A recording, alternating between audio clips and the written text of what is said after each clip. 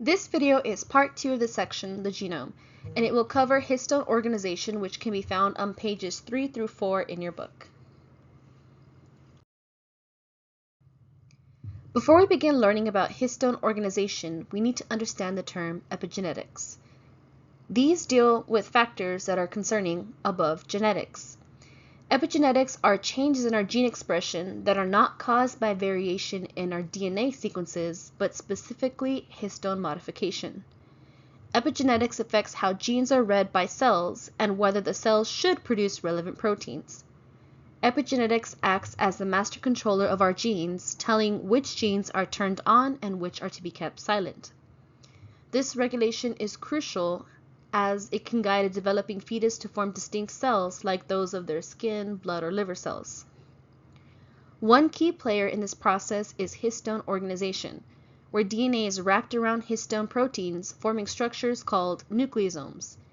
This arrangement allows epigenetics to hide or reveal genes for transcription, thus influencing which genes are active.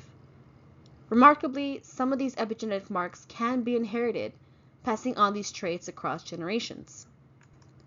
What's more is the ability to modify histones and other epigenetic factors offers a window of reversibility. With over 20,000 genes, manipulating these on and off switches presents enormous possibilities.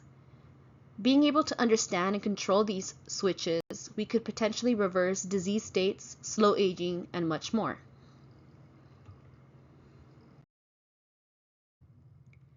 As previously discussed, histones are core proteins in which DNA is tightly coiled to form a nucleosome.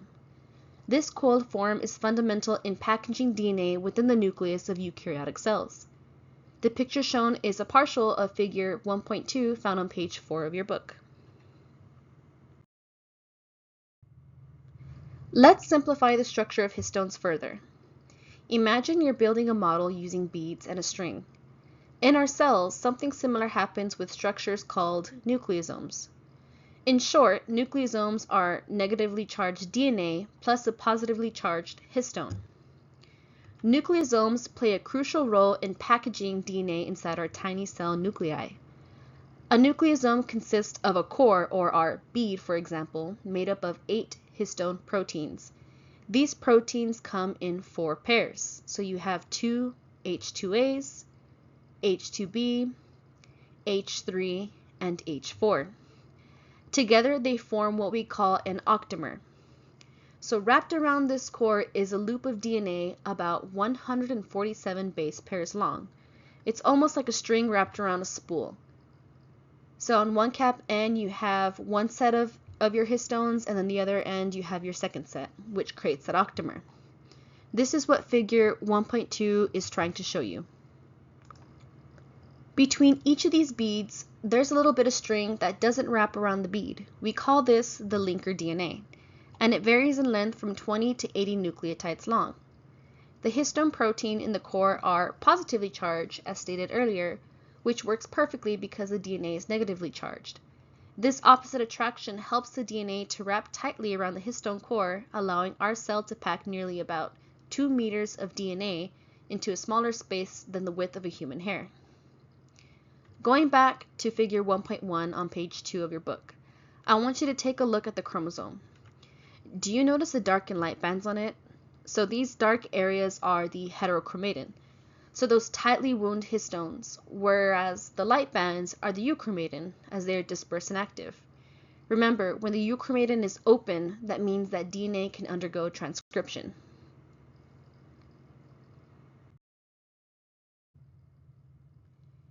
Histones serve as the structural foundation of chromatin, helping to organize DNA into a compact, manageable form that fits within the cell's nucleus. By forming nucleosomes, histones control the accessibility of DNA to enzymes and other proteins involved in DNA replication, repair, and transcription. The arrangement of histones along DNA can either hide or expose certain genes to the cell's transcription machinery. This regulation is crucial for controlling when and how genes are expressed. There are 3 histone modification factors that we will cover. They are methylation, acetylation, and phosphorylation. Histone methylation involves the addition of methyl groups to the amino acid lysine or arginine on histone proteins. They condense chromatin to form heterochromatin, which in turn inhibits transcription. Histone acetylation refers to the addition of acetyl groups to the lysine residue on histone tails. So histone acetylation opens chromatin to form euchromatin. This dispersed and active region allows for transcription. Both of these marks are reversible as they can be written and erased. So looking at the figure in the bottom, heterochromatin has more of your methylation marks on it, which causes the histone to be more closed. Whereas the one on the right, euchromatin, the active one, has more acetylation markers, which has them to be dispersed and active. Lysine and arginine, which are building blocks of proteins, can undergo a process called methylation. So this is when a methyl group is added to these amino acids in histone proteins, and it's a crucial part of regulating gene activity. Depending on where the methylation occurs, it can either switch a gene on or off. A prime example of how this mechanism plays a crucial role in our health is with tumor suppressor genes. These genes normally help prevent cancer by controlling cell growth. However, if methylation patterns change and it inappropriately turn off these tumor suppressor genes, it can lead to an uncontrolled cell growth, a condition we know as neoplasia or cancer. Remarkably, this change happens without any alterations in the DNA sequence itself. It's purely an epigenetic modification. Now, histone acetylation. This process adds acetyl groups to lysine residues on histone tails. When these lysine residues are acetylated, the chromatin structure relaxes into what we call euchromatin. This open form of chromatin is crucial because it allows transcription machinery to access the DNA effectively, turning on genes by stimulating transcription. However, this mechanism is reversible. The removal of acetyl groups, known as deacetylation, causes the chromatin to condense back into a tighter form called heterochromatin.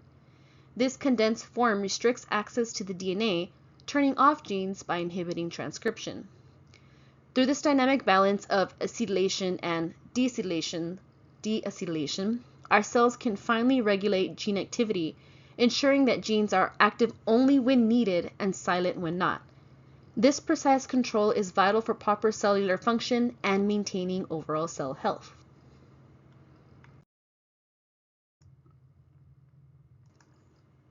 Histone phosphorylation is like turning a light switch on or off to control cellular processes, especially during cell division and DNA repair. Adding phosphate groups acts as a quick signal to make the chromatin more open or closed depending on the needs of the cell at the time. It's crucial for coordinating activities during the cell cycle, such as preparing chromosomes to be properly divided between the daughter cells. So imagine it as a traffic light signal that tells the chromatin when to stop and go during important cellular events. Now, our final one, they are non-histone related. So all of these factors which determine how much DNA segments are going to be transcribed is related to how disease can form, because alteration at this level doesn't have to occur on the DNA itself. It can occur higher up in the DNA on all the histones. So you have DNA methylation, which is a silenced transcription completely, like it completely silences it. And then the last one that your book mentions is chromatin organizing factors. I went ahead and put exactly that the book has because there isn't much known about these proteins, but they are believed to bind to non-coding regions and control long-range looping of DNA, therefore regulating the spatial relationship between enhancers and promoters that control gene expression. So remember, your enhancers and your promoters, they're opening up that pre-mRNA, so transcription and translation can occur, so you can have your mature mRNA to code for proteins. And with that, that is the end of the histone organization section of your book.